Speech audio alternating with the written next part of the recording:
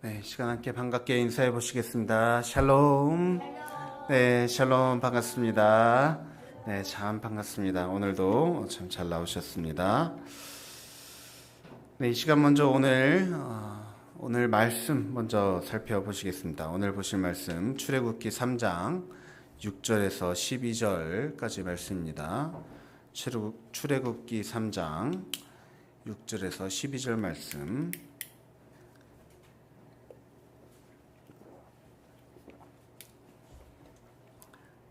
네, 저와 여러분 한 절씩 번갈아 가면서 읽겠습니다.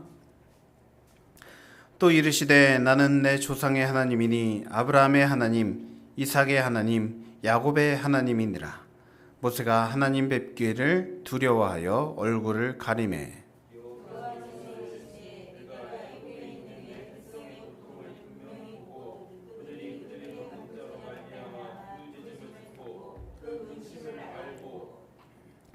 내가 내려가서 그들을 애굽인의 손에서 건져내고 그들을 그 땅에서 인도하여 아름답고 광대한 땅, 젖과 꿀이 흐르는 땅, 곧 가나안 족속, 헷 족속, 아모리 족속, 브리스 족속, 히위 족속, 여부스 족속의 지방에 데려가려 하노라.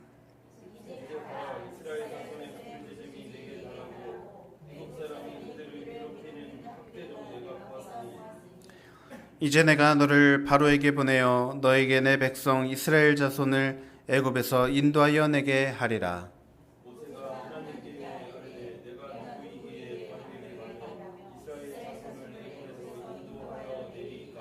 함께 읽겠습니다. 하나님이 이르시되 내가 반드시 너와 함께 있으리라. 내가 그 백성을 애굽에서 인도하여 낸 후에 너희가 이 산에서 하나님을 섬기리니 이것이 내가 너를 보낸 증거니라. 아멘. 네, 지난주에 우리는 출애굽기 3장 1절에서 또 5절까지 말씀을 통해서 모세를 부르신 하나님께서 본래 왕자였던 모세가 실패를 경험하고 또 하나님을 실패를 경험하고 또 도망쳐서 이 도망자의 인생, 정말 아무도 찾지 않는, 아무도 기억하지 않는 그런 그냥 목동의 인생을, 양치기의 인생을 살아가다가 스스로 돌이켜서 하나님을 붙드는 삶이 될 때까지 기다리고 계셨다는 것과 또 모세가 비로소 자신의 신을 벗고 하나님 앞에 겸손하게 설 수 있도록 인도해 주셨다라는 것을 살펴보았습니다.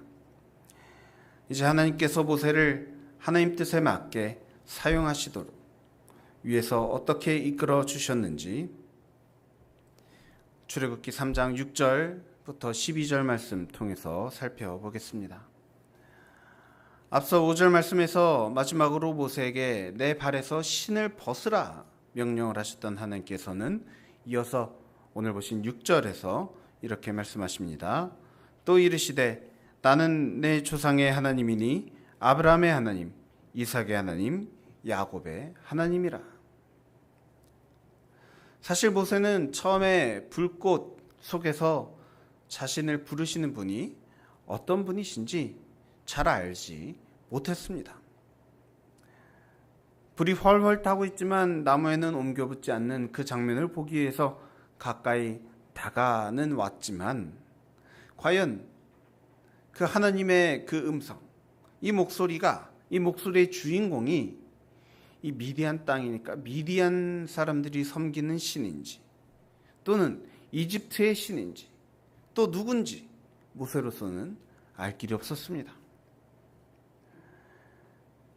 그런데 당신이 과연 어떤 분이신지를 이렇게 명백하게 하나님께서 밝혀주신 것입니다.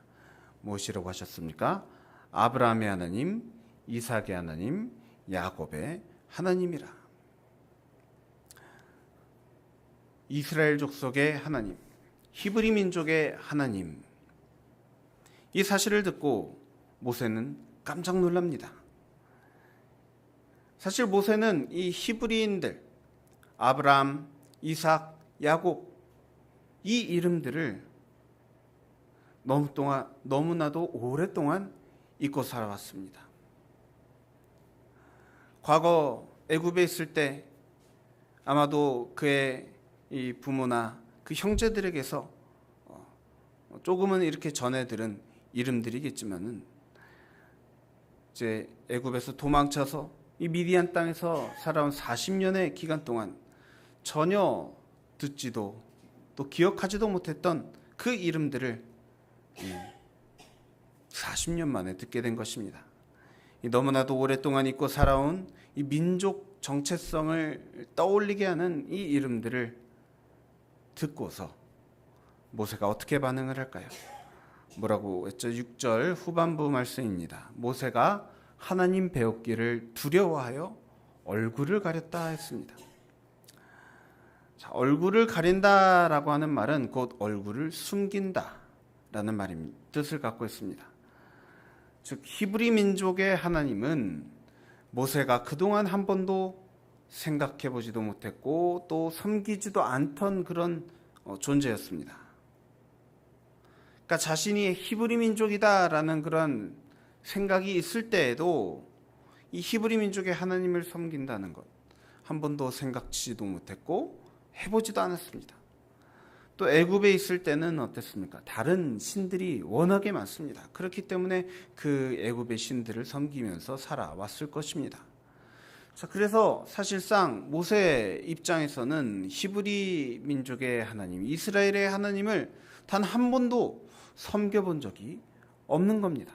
그런데 그 하나님께서 지금 모세를 부르고 계십니다. 그래서 놀란 것에 더해서 모세가 가장 처음으로 보인 반응은 바로 다름 아닌 두려움이었던 겁니다. 어떤 분인지 알지 못하니까. 하나님을 만나면 너무 좋을 것 같지만 이처럼 하나님을 만날 때 우리 인간이 보일 수 있는 가장 첫 번째 반응은 두려움일 수밖에 없습니다. 왜냐하면 하나님을 만날 때 이 모세가 그런 것처럼 하나님의 앞에 서면 우리는 이 죄인이라는 사실을 너무나도 확연하게 깨닫기 때문입니다.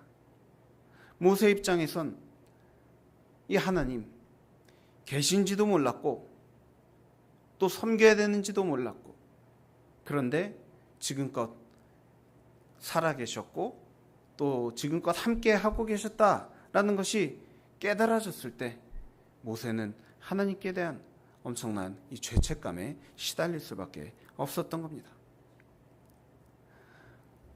또 심지어 모세는 제가 지난주 말씀드렸던 게 기억나실지 모르겠습니다. 이 불타는 떨기나무 신기해서 한번 가까이 가서 만져보고 싶은 그런 생각도 있었을 텐데, 이러한 것들이 생각나면서 모세는 순식간에 두려움에 사로잡히게 되었습니다. 그리고는 하나님께서 과연 왜 나를 만나러 오셨을까? 무슨 말씀을 하실까 궁금해합니다.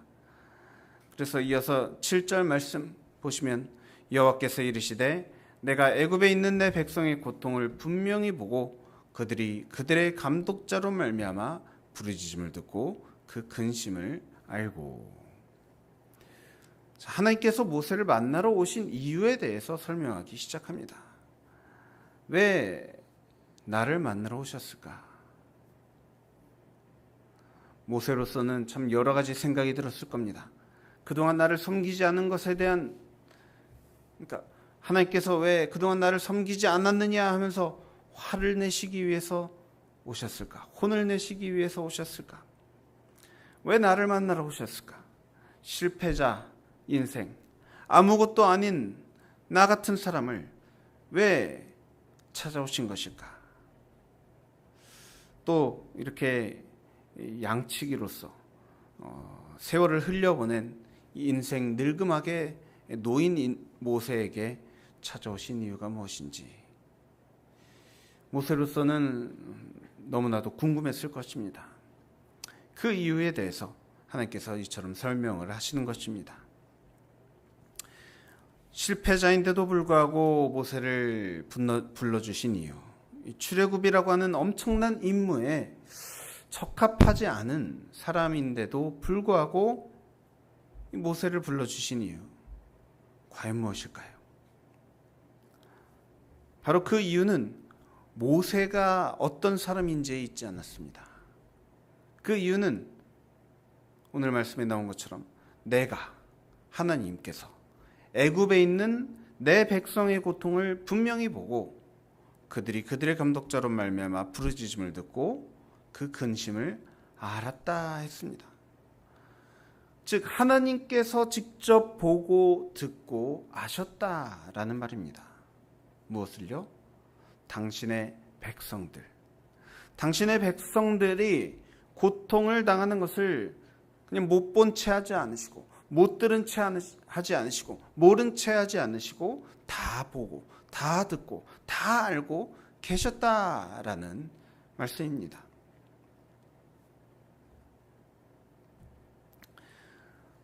모세가 실패자의 모습으로 미디안 양치기로서 살아가고 있을 때 이 히브리 민족 이스라엘 자손들은 애굽에서 온갖 이 고난을 당하며 고통을 받고 있었습니다.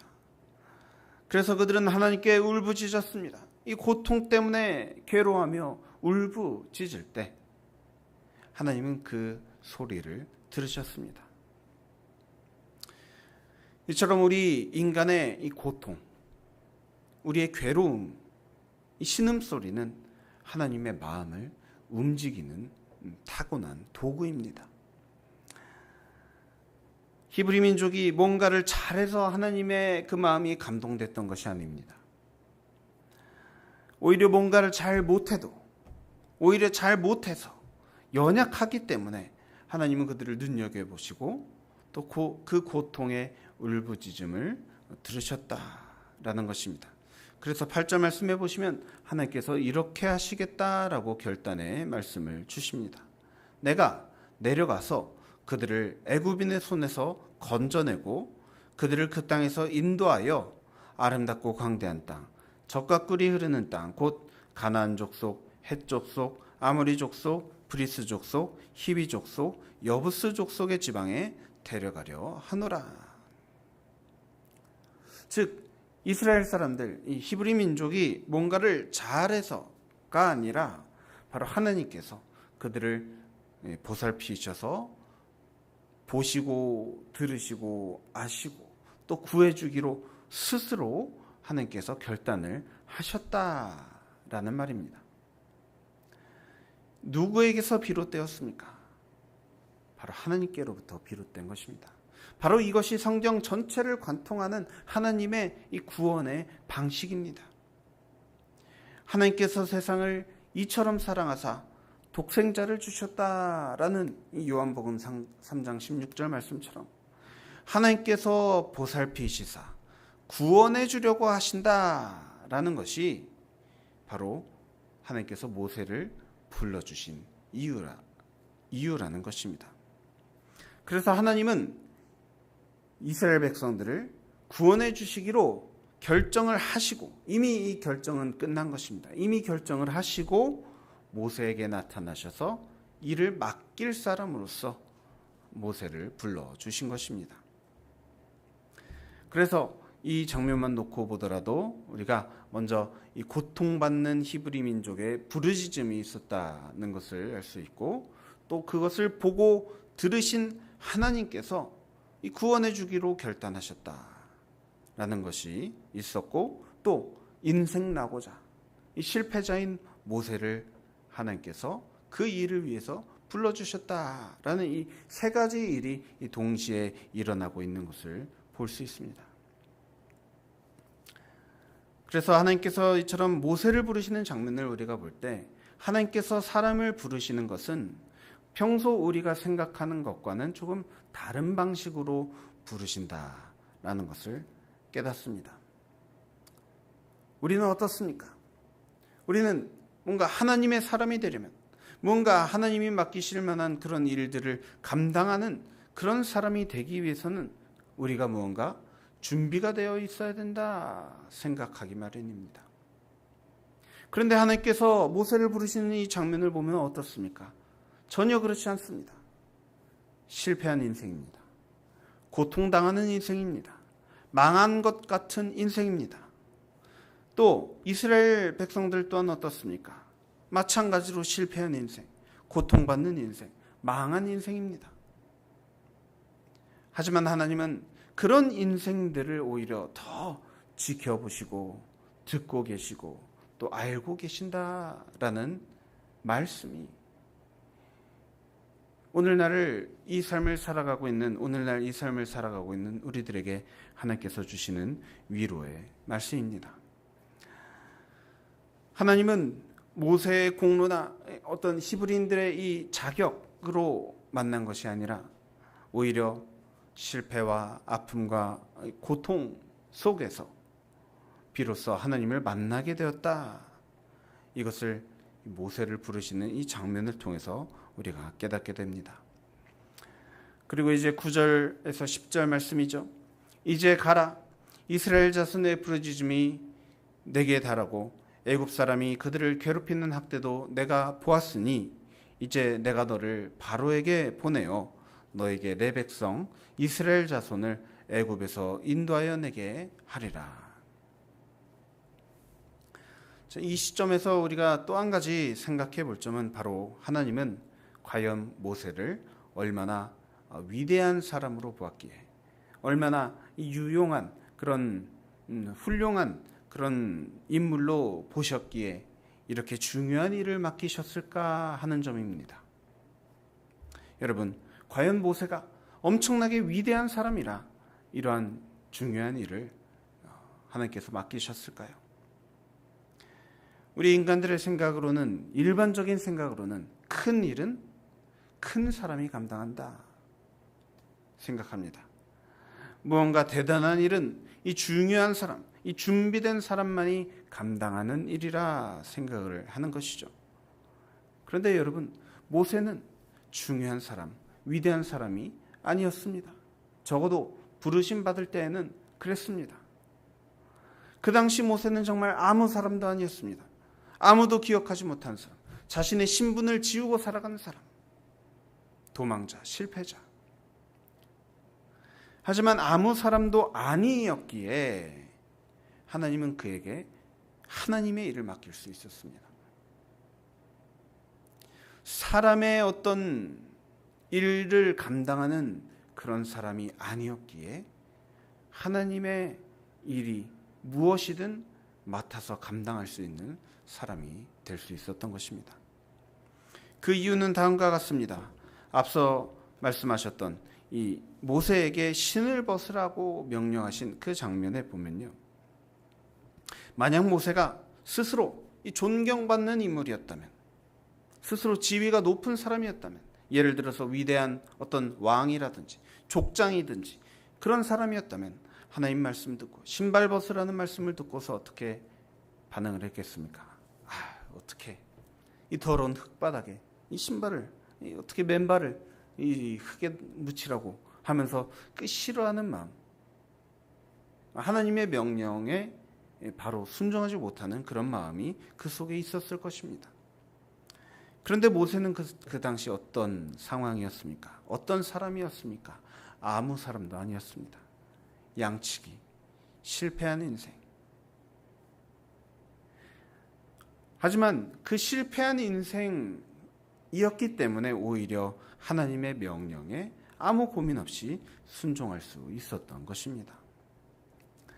그리고 하나님은 그 순종을 그 어떤 조건보다도 귀하게 보셨습니다. 그래서 우리가 사실 이 출애굽기 이야기를 쭉 살펴보면은 출애굽하는 데 있어서 모세가 한 일은 별로 많지 않습니다. 웬만한 건 다 하나님이 하셨습니다. 하나님이 모세를 부르셨다 하셨는데 사실 하나님은 스스로 모든 것을 다 할 줄 아는, 모든 것을 다 할 수 있는 능력을 가진 사람을 골라주신 게 아니라 오히려 아무것도 할 줄 모르는 사람을 선택을 하신 겁니다. 만일 모세가 하나님보다 더 나서길 좋아하는 사람이거나 하나님이 주신 능력을 남용하는 사람이었다 한다면 하나님은 모세를 부르셨더라도 모세를 통해서는 출애굽시키지 않으셨을 겁니다. 하나님께 부름을 받았지만 부름을 받을 당시에는 겸손했지만 나중에 교만하여서 하나님보다 자신을 더 높이는 사람이었다면 모세를 통해서는 출애굽이 일어나지 않았을 겁니다. 왜냐? 출애굽이란 사건은 철저하게 하나님께서 당신의 백성들을 위해서 당신의 백성들을 구원해 내시는 일이어야 했기 때문입니다.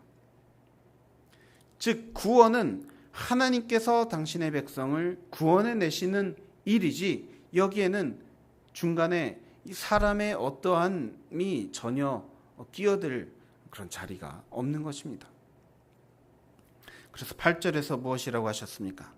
내가 내려가서 그들을 애굽인의 손에서 건져내겠다. 하나님의 말씀을 하시죠. 또 10절에도 보시면 이제 내가 너를 바로에게 보내요. 인도하여 내게 하리라. 다 누가 하겠다 했습니까? 하나님이. 내가 하겠다. 하나님께서 모든 것을 내가 하겠다 말씀을 하셨습니다. 그래서 하나님이 찾으시는 사람은 어떤 사람이냐? 이것에 그냥 다른 말하지 않고 아멘 할 수 있는 사람이 하나님이 찾으시는 사람입니다. 오히려 하나님, 제가 다 알아서 하고 오겠습니다. 하나님은 그냥 여기 가만히 앉아만 계십시오. 이러한 태도는 인간적인 눈으로 볼 때는 충성스러운 태도처럼 보이지만 하나님 보시기에는 하나님을 완전히 무시하는 태도인 것입니다.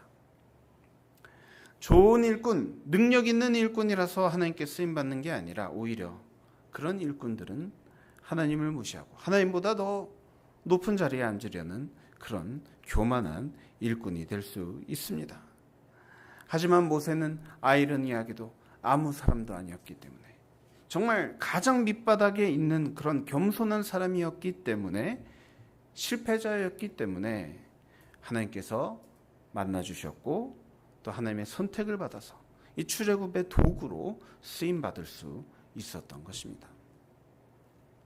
또 여러분, 도구라는 말에 힌트가 있습니다. 도구는 자신이 왜 이 쓰임받는지 따지지 않습니다. 도구를 쓰는 사람이 이 도구를 쓴다 하면은 그냥 쓰임받는 겁니다.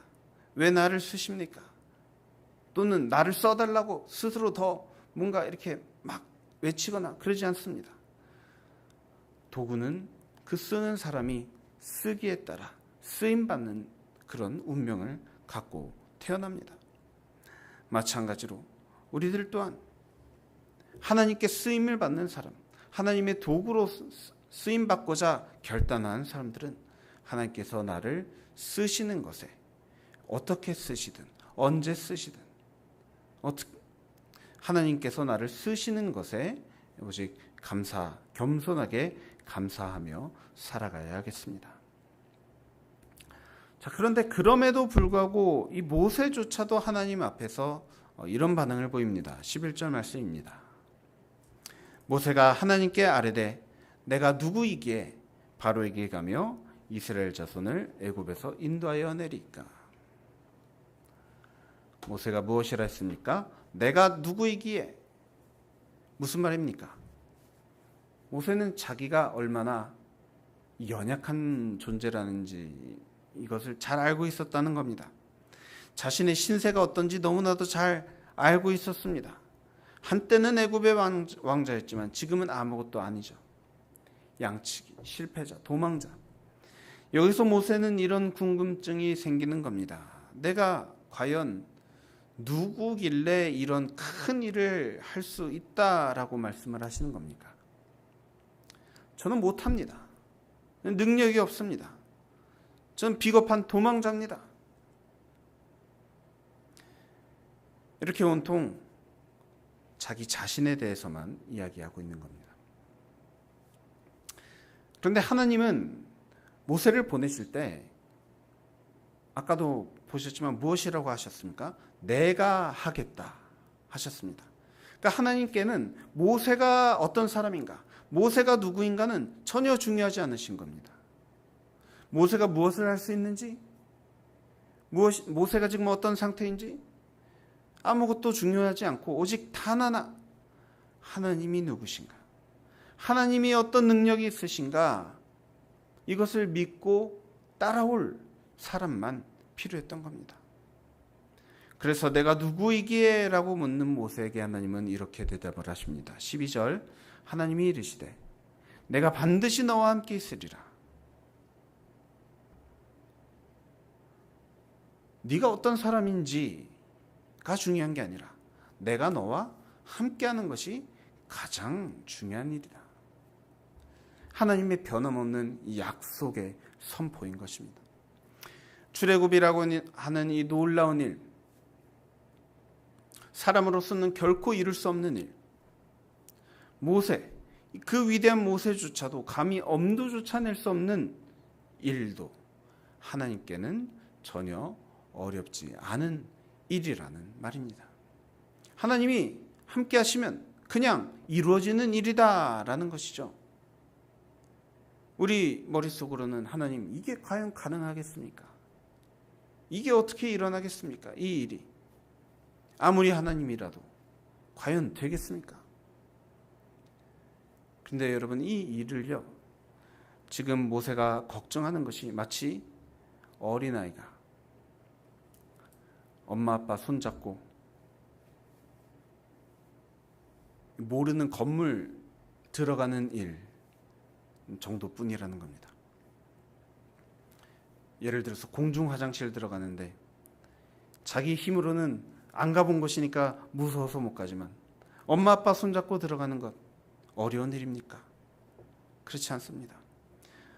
뭐 대단한 능력을 갖춰야만 어린이가 화장실에 들어갈 수 있습니까? 그렇지 않죠. 무엇만 있으면 될까요? 엄마 아빠만 있으면 되는 겁니다. 엄마 아빠가 충분히 해결해 줄 수 있는 일이라는 말이죠. 근데 그걸 믿지 못하고 엄마 아빠가 두 손 꽉 붙잡고 있는데도 나는 도저히 무서워갖고 저기 화장실 못 들어가겠다고 두려워만 하고 있으면 부모 입장에서 볼 때 얼마나 기가 막히고 답답하겠습니까? 우리는 흔히 이 성경의 인물들을 보면서 그 인물들이 어떻게 그렇게 되었는가 하면서 이 사람에 집중하곤 합니다. 모세는 어떻게 그렇게 위대한 지도자가 되었는가? 다윗은 어떻게 그렇게 위대한 왕이 되었는가? 어떻게 베드로는, 어떻게 바울은 하면서 어떻게 나도 그 사람처럼 될 수 있는가? 이런 마음으로서 신앙생활을 하곤 합니다. 그런데 여러분, 하나님께서 바라시는 것은요, 우리가 어떤 위대한 인물이 되는 게 아니다라는 것을 기억하시기 바랍니다. 성경은 결코 우리가 어떤 사람이 되는 것에 대한 어떤 그런 말씀이 아니라 바로 하나님이 어떤 분이신가, 하나님께서 어떤 능력을 가지셨는가, 하나님께서 어떻게 일하시는가, 연약한 우리 삶에도 하나님께서 어떻게 역사하시는가를 나타내는 이야기가 바로 성경 말씀이라는 것을 기억해야 할 것입니다. 모세라는 인물을 통해서 일하신 하나님, 다윗이라는 인물을 통해서 일하신 하나님, 베드로, 바울 같은 그런 인물들을 통해서 일하신 하나님과 같이 오늘날을 살아가고 있는 우리 삶 속에서도 하나님께서 어떻게 일하실지를 기대하면서 기도하고 온전히 내 삶을 하나님의 일하심에 맡겨드리는 것이 바로 성경이 우리에게 요구하는 삶이라는 것을 기억하시기 바랍니다. 그렇기 때문에 모세가 지금 하나님께 물었던 질문, 내가 누구이기에, 제가 누굽니까? 라는 이 질문, 하등 쓸모없는 걱정이자 질문이었던 겁니다. 하나님께서 우리를 부르셔서 뭔가를 하라 하실 때는 이것은 정말 우리는 상상하지 못하는 그런 능력과 방법으로 그 일을 행하기로 하나님께서 계획하시고 작정하시고 부르신 것입니다. 그렇기에 이것이 과연 가능한가? 내가 이 일을 할 수 있는가 없는가? 내가 누구이기에? 이것은 전혀 중요치 않습니다. 하나님께는 내가 누구인가? 내가 할 수 있는가? 이것은 조금도 중요하지 않고 오직 하나님이 하시고자 하면 그 일에 최적의 인물을 찾으십니다. 모세 또한 실패했기 때문에, 할 수 있는 게 아무것도 없기 때문에, 하나님의 말씀에 그대로 순종할 수밖에 없기 때문에 그 사람을 선택을 하신 겁니다. 그래서 실패자를 통해서 하나님이 일하시면 어떤 일이 일어나는가? 이것을 보여주시기 위해서라도 하나님은 이 모세라는 실패자를 선택을 하셔서, 모세라는 이 실패자도 하나님이 함께 하실 때 어떤 일을 할 수 있게 되는가? 놀라운 능력의 하나님을 나타내시기 위해서 모세를 불러주신 것입니다. 오늘날 살아가고 있는 사랑하는 우리 성도 여러분, 하나님께는 여러분이 어떤 실패를 겪었든지, 또 여러분이 현재 어떤 상태인지, 여러분이 누구인지 전혀 중요치 않습니다. 하나님께는 오히려 연약한 자들, 슬픔 가운데 있는 자들, 자격이 없어 보이는 그런 인생이 더욱더 하나님의 뜻을 이루기 위해, 하나님의 계획을 이루기 위해 더욱더 유용하게 쓰임받는다는 사실을 기억하고, 부디 나의 이 연약한 삶, 나의 삶 또한 하나님께 쓰임받을 수 있도록 나의 연약함을 더욱더 기꺼이 하나님께 내어드리는 그런 믿음과 또 헌신을 하는 저와 여러분의 삶 되기를 간절히 소망합니다. 또 간절히 소망하기는 하나님의 놀라운 이 구원의 역사가 여러분의 삶을 통해서 나타날 때 그 모든 눈물, 또 모든 아픔 깨끗이 씻김 받고 오직 그때 기쁨의 찬양, 감사의 찬양, 겸손의 찬양만을 올려드리며 살아가는 저와 여러분의 삶 되기를 간절히 소원하고 또 축복합니다. 함께 기도하겠습니다. 사랑과 내가 충만하신 하나님 아버지, 오늘도 우리의 삶 가운데 함께하여 주셔서 주님의 은혜 사모하여서 주님 앞으로 나올 수 있게 인도하여 주신 은혜 진심으로 감사드립니다. 주님, 오늘도 말씀을 통해서 참 주님께 쓰임받는 인생, 주님께 부르심을 받는 인생, 어떤 인생인지 묵상하게 하여 주시니 감사드립니다. 주님, 우리도 우리 마음 가운데 주님께 쓰임받고 싶은 마음이 있습니다. 주님께 부르심 받고 싶은 그런 마음이 있습니다. 주님, 이런 마음을 품고 있는 것을 주님께서 아시는 줄 믿사오니 주님, 우리가 우리의 어떤 잘남, 우리의 어떤 자격, 우리의 조건을 통해서 주님께 쓰임받으려고 할 것이 아니라, 우리가 조건이 안 돼도 또 자격이 안 돼도 부족해도 주님께서 오히려 우리의 이런 연약함 때문에 더욱더 주님의 능력을 나타내시기에 적합한 인물로, 적합한 사람으로 우리를 여겨주시고 또 사용하여 주신다는 오늘의 이 말씀을 기억하며, 우리가 연약한 우리의 연약함을 오히려 하나님께 쓰임받기 위하여서 주님께 기꺼이 우리의 연약함을 내어드리는 그런 우리의 그런 믿음의 결단이 일어날 수 있도록 인도하여 주시옵소서. 주님, 우리 스스로 높아지려 하기보다는 끝까지 주님 앞에 겸손하게 살아내기를 원합니다. 주님, 우리가 사람들 앞에서 높아지지 않더라도 아버지, 그것으로 인하여서 속상해하지 않게 인도하여 주시고, 우리의 기쁨이 오직 하나님이 우리에게 베풀어 주실 구원에 있다는 것을 명심하고, 내가 높아지지 않고 내가 능력이 있지 않다 할지라도 그것을 안타까워하거나 속상해하지 않도록 아버지, 부디 우리의 마음 언제나 주님께서 주시는 마음으로 언제나 우리 마음 가운데 언제나 위로를 허락하여 주시옵소서.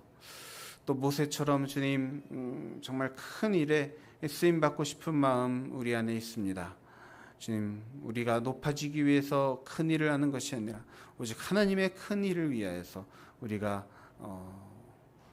온전히 쓰임 받기를 원하오니 하나님, 우리들 정말 겸손하게 주님을 위하여서 주님께서 무엇으로 쓰시든 기뻐하며 감사하며 우리의 삶을 주님께 내어드리는 그런 믿음의 결단의 삶이 될 수 있도록 인도하여 주시고 축복하여 주시옵소서. 감사드리며 이 모든 것을 살아계신 우리 주 예수님의 이름으로 간절히 기도드립니다. 아멘.